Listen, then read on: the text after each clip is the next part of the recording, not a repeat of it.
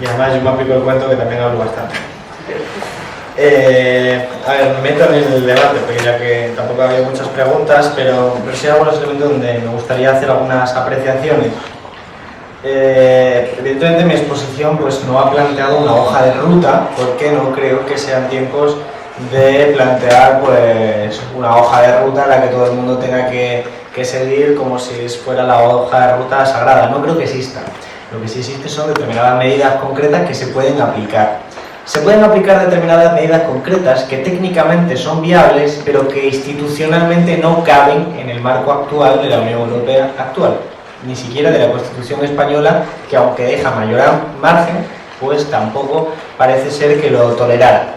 Por ejemplo, es evidente que la pregunta que nos tenemos que hacer es ¿qué queremos hacer con la bicicleta, con el capitalismo? ¿Qué queremos hacer? ¿Queremos relanzar la bicicleta sabiendo que no la conducimos, sabiendo que va a un abismo económico y social y ecológico que ya conocemos de antemano? ¿O por el contrario lo que queremos es frenar y construir algo diferente? Si es esta segunda opción, que particularmente es la mía, lo que tenemos que hacer es anular el criterio de rentabilidad como criterio que dirija qué producir, qué consumir y cómo distribuir, que es preguntarse una pregunta económica.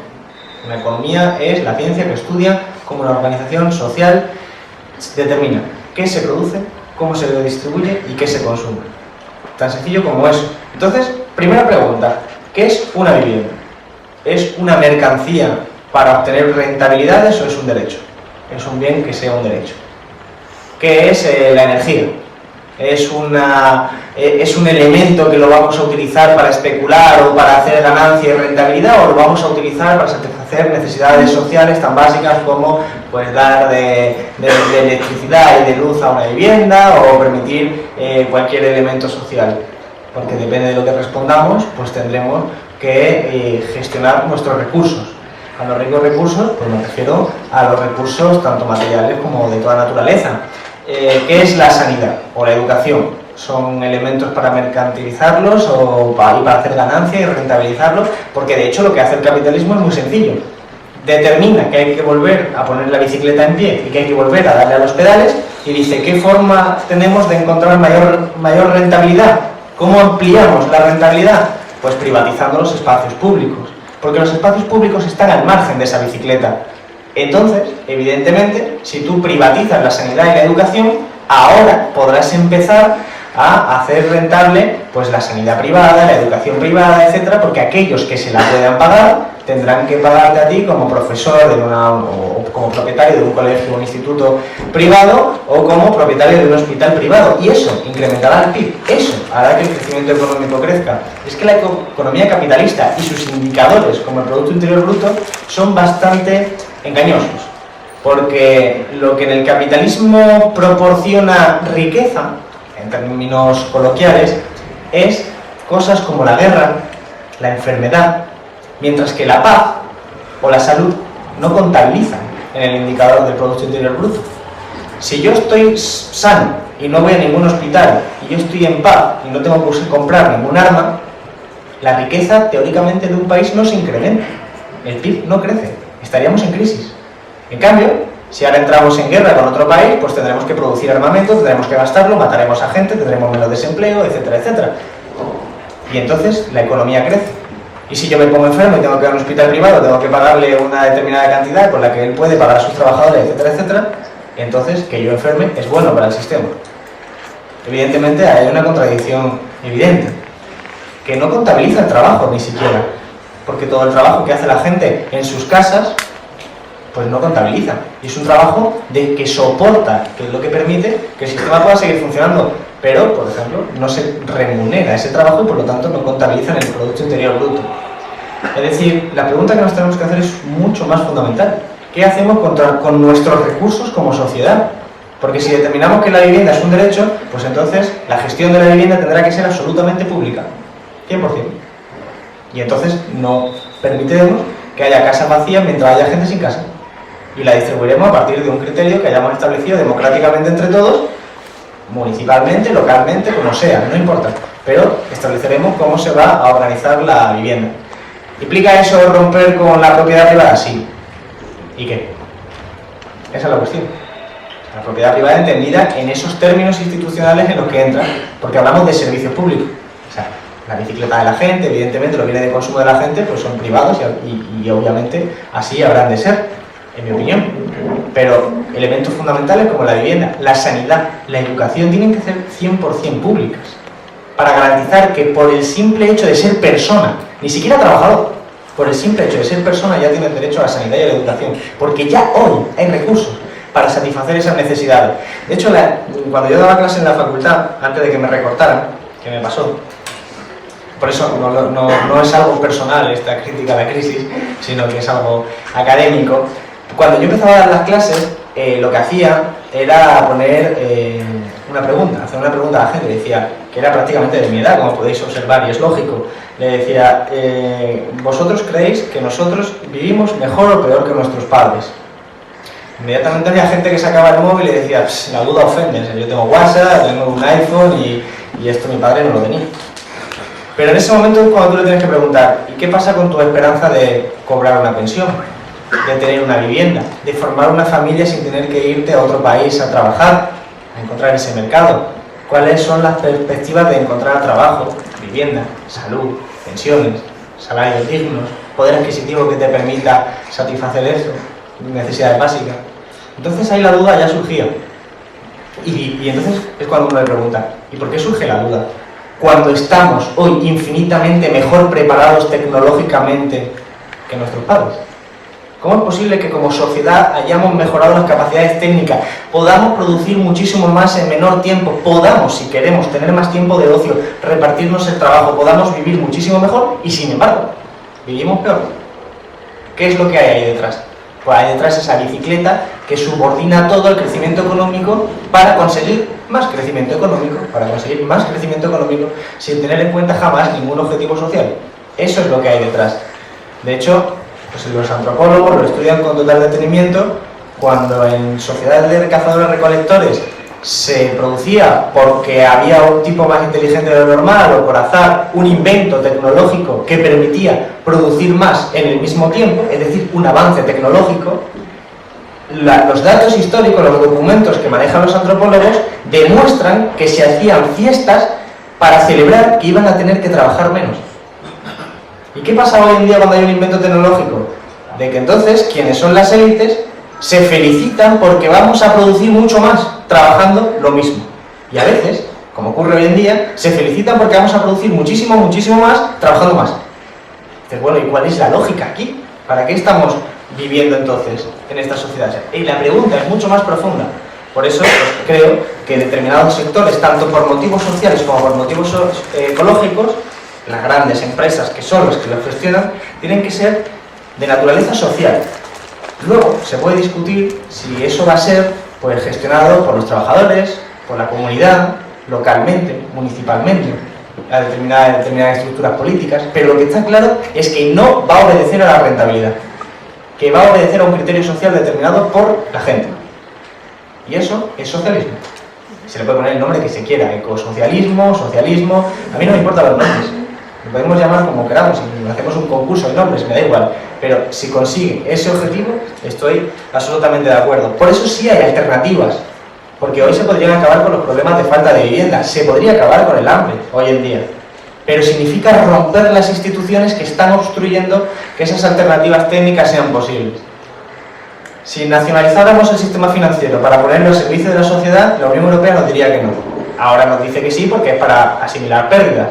Pero en su momento, antes de la crisis, cuando se proponía nacionalizar la banca, nos decían que eso no entraba dentro de las posibilidades en el marco institucional de la Unión Europea. Y era verdad, hay determinados tratados firmados también por los españoles cuando hicieron el referéndum de la Constitución Europea, aunque ese no salió, que hacen eso.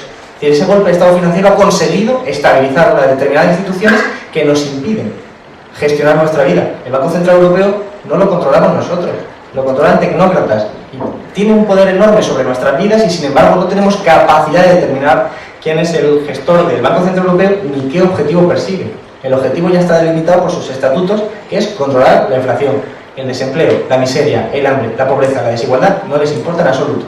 Solo la inflación, porque la inflación es especialmente peligrosa para los que más tienen, porque son los que más prestan. La inflación, aunque nos afecta a todos, a quien más afecta son a los que más tienen, por un motivo muy fácil, la gente me lo suele preguntar. Porque si yo presto dinero y te presto una cantidad de dinero que hoy es equivalente a un coche, y mañana empieza la inflación y pasado me devuelves la cantidad de dinero equivalente a una barra de pan, creo que es obvio que me he salido perdiendo.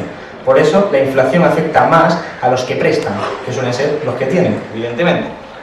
Sobre el rescate, pues estamos ante lo mismo. O sea, un banco tiene activos y pasivos, contablemente hablando, económicamente hablando. Pues como cualquier familia, lo que tiene, que es el activo, y lo que debe, que es el pasivo. ¿Qué le pasa al sistema financiero español? Que cuando cae la burbuja inmobiliaria, cuando pincha la burbuja inmobiliaria, los bancos se quedan con todos los activos, con todos los suelos, con toda la vivienda, con todas las deudas que tenían las constructoras y las inmobiliarias. Se las quedan ellos porque son quienes le debían el dinero, se las quedan. Entonces de repente los bancos tienen una vivienda que dice que vale 10 millones de euros y que si la intentara vender valdría 2, o 1, o nada. Y lo mismo pasa con el suelo. Pues la diferencia entre lo que pone que vale y lo que vale realmente si lo intentara vender es el activo tóxico. ¿Cuál es la idea del banco malo? En abstracto. Luego, cuando se formule, se formulará de una forma distinta. Pero en abstracto, ¿cuál es? Pues que el banco le dice al Estado: te vendo esta vivienda de 10 millones de euros que nosotros sabemos que vale 2, pero te la vendo a 8, guiño, guiño. Y el Estado coge y dice: te la compro por 8, guiño, guiño. ¿Pero qué ha pasado aquí? ¿Qué ha pasado? Que vale 2, pero el Estado la compra por 8. Ya ha perdido 6. Y el banco dice: yo me anoto 2 de pérdida. Claro, la tenía por 10, ahora tiene por 8. Ese es el juego del banco malo. ¿Cuál es el decreto que ha hecho Guindos? Lo digo porque yo le hago el seguimiento. Pues un decreto que todavía no ha dicho cuál es el precio al que se van a intercambiar. Dice que ya lo determinarán más adelante. Pero ya os podéis temer lo peor. Porque evidentemente en eso se basa. En vamos a limpiar, vamos a sanear el capital porque con el dinero público. Es una estafa descomunal, pero evidentemente hay que explicárselo a la gente. Porque la gente lo de activo tóxico le suena, pero no lo entiende. De la misma forma que los pasivos. ¿Los pasivos qué es? Lo que debe. Entonces, si somos el banco y nos ponemos que tenemos una casa que valía 10 millones de euros, ahora vale 2, pero las deudas siguen siendo las mismas, tengo un problema. Como le pasaría a cualquier familia, como pasa a cualquier familia. Que cuando tiene una pérdida de ingreso porque la han echado del trabajo, las deudas siguen siendo las mismas. Así que lo que tú ingresas cae, pero lo que debes se mantiene. Es el momento en el que tú has quebrado. Eso es lo que le pasa a los bancos, lo mismo, solo que el gobierno decide salvar a los bancos. Esa es la diferencia. ¿Por qué? Porque lo que quiere el gobierno es salvar a la gente que saldría perdiendo si el banco quiebra. Porque si yo quiebro y tengo que perder mi casa y al final el banco se queda un activo, una casa que la va a poder vender tarde o temprano o va a poder ser salvada, pues al gobierno, a mí y a todas las familias que desahucian cada día, pues le da igual. Pero porque no pasaría gran cosa desde el punto de vista económico. Pero si quiebra un banco que debe muchísimo dinero a los bancos alemanes y bancos franceses, puede generar un estallido tan grande que evidentemente quienes controlan de verdad la economía, que son los bancos alemanes y bancos franceses en el contexto actual, pues no le hace mucha gracia. Por eso se rescatan a sí mismos a través de este tipo de rescate, que es: te voy a dar dinero Bankia para que tú, Bankia, me sigas pagando a mí. Ese es el rescate. Claro, así cualquiera se rescata, ¿no? Porque se está dando dinero a sí mismo. La propuesta que se hacía desde aquí de salvar a las personas la propone el Fondo Monetario Internacional también. El Fondo Monetario Internacional dice: hay que darle dinero a las familias para que las familias puedan pagar sus hipotecas y de esa forma los bancos puedan seguir teniendo los activos buenos. Hasta cierto punto. Porque es que vivimos una burbuja inmobiliaria en el que hay dinero que no se va a recuperar. Porque si una vivienda valía 10 y ahora vale 2, por mucho dinero que le des a la familia, no le va a poder pagar todo lo que ha perdido el banco. Porque se ha desplomado todo. Entonces, el gobierno pues, ha elegido una opción ideológica muy clara, que es salvar al sistema financiero alemán a través del rescate al sistema financiero español. Y eso es lo que al final acaba teniendo. Y por supuesto, eso implica estallidos sociales. De momento, pues organizados, pero en un determinado momento, hoy en España hay 600.000 familias que no tienen ningún tipo de ingreso. Ninguno. Ni prestación social, ni colchón familiar, ni nada. Y bueno, pues estamos en un entorno, en una época histórica que no se haya conocido de hace mucho tiempo, que es que la gente pasa hambre y va a hacer cualquier cosa por comer, punto. Y eso, la izquierda, pues llevamos 4 años diciéndolo desde que empezó la crisis, así que después no nos puede pillar desprevenidos que en vez de que entre el SAT a entrar a hacer una acción simbólica en el supermercado, no entre la gente a robar de verdad porque tiene hambre en el supermercado. Porque va a pasar porque evidentemente, de hecho, de las partidas que no son recortadas son la de policía, la del Centro Nacional de Inteligencia, etcétera, porque ellos sí lo saben y se están preparando porque su respuesta no es política, es profundamente de represión. Y por supuesto también hace falta un cambio de cultura política, por eso era tan importante la formación y la educación, porque cuando Francia votó que no a la Constitución, en referéndum, hubo muchas críticas desde Alemania a los dirigentes franceses por haber repartido un ejemplar de la Constitución a los franceses, que es absurdo, pero es evidentemente muy racional. De lo que se quejaban era que la gente sabía demasiado para votar, y entonces alguien puso en rebelión una página web de izquierdas un artículo francés que habían hecho una encuesta sobre los libros más leídos y las revistas más leídas en esa época del referéndum. Y en Francia eran todos temas sobre la Constitución Europea. Y en España eran libros de cocina y de fútbol. Claro, pues evidentemente en España votamos que sí a la Constitución Europea y en Francia y en Holanda pues votamos que no. Pues por eso hace falta también esa cultura política.